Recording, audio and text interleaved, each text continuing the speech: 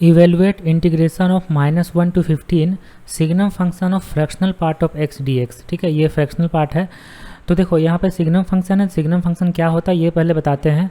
तो signum function of x equal to ये होता है 1 जब x पॉजिटिव होता है, -1 होता है जब x नेगेटिव होता है, और 0 होगा जब x का वैल्यू 0 होगा। ठीक है, इसके बाद ये लिखा हुआ फ्रैक्शनल पार्ट ऑफ x।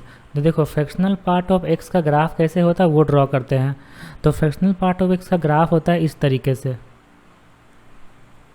ये फ्रैक्शनल पार्ट का ग्राफ हो गया।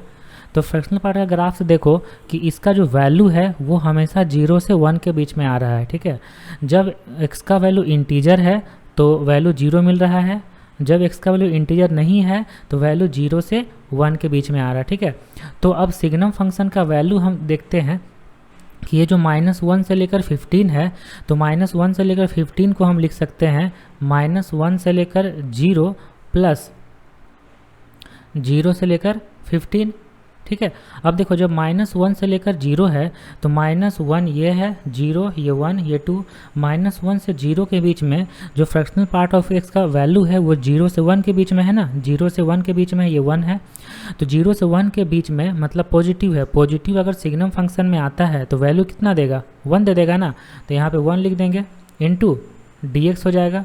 और यहाँ पे अभी हम 0 से जो 15 है इसको पहले लिखते हैं signum function of fractional part of x।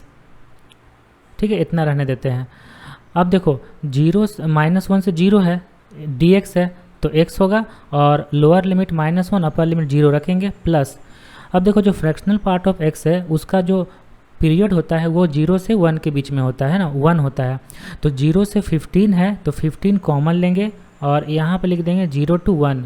ठीक है, पीरियोडिक फंक्शन में इस तरीके से किया जाता है, जो भी इसका पीरियड होता है वो लिखा जाता है, बाकी जो एक्स्ट्रा कांस्टेंट बचा वो इनटू रखा जाता है। अब 0 से 1 के बीच में देखो, जब 0 से 1 के बीच में लेंगे तो इसका value fractional part of x का वैल्यू 0 से 1 के बीच में है मतलब पॉजिटिव है, और सिग्नम फंक्शन में रखेंगे तो 1 दे देगा। तो यहाँ पर भी लिखेंगे 1 इंटू dx। तो अब देखो ये 0 माइनस 1 होगा, ठीक है, प्लस ये 15 का 15 x 0 to 1 होगा।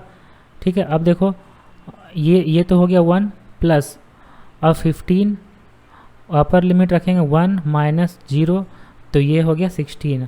तो इस इंटीग्रल का जो वैल्यू है वो होगा 16। ओके।